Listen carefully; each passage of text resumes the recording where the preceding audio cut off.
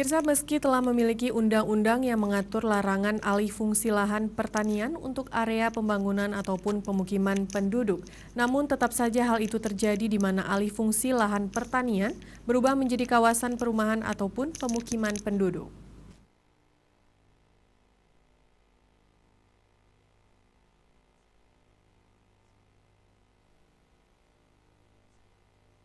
Persawahan tersebut setiap tahunnya dimanfaatkan para petani untuk menanam padi agar memenuhi kebutuhan makanan sekaligus untuk menambah pendapatan ekonomi petani tersebut.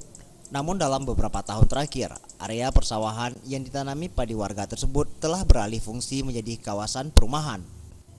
Meski pemerintah telah melarang lahan pertanian, baik area persawahan dan lainnya, dilarang untuk dirubah menjadi kawasan perumahan, baik komersial maupun bersubsidi pemerintah.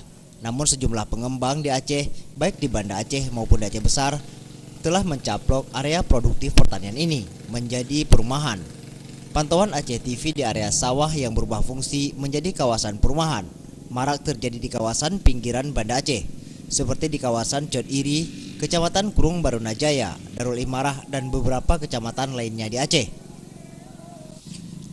Jika kondisi persawahan tanpa turun tangan pemerintah, maka bisa dipastikan lahan produktif di Banda Aceh dan Aceh Besar akan berubah menjadi kawasan perumahan dan perkantoran.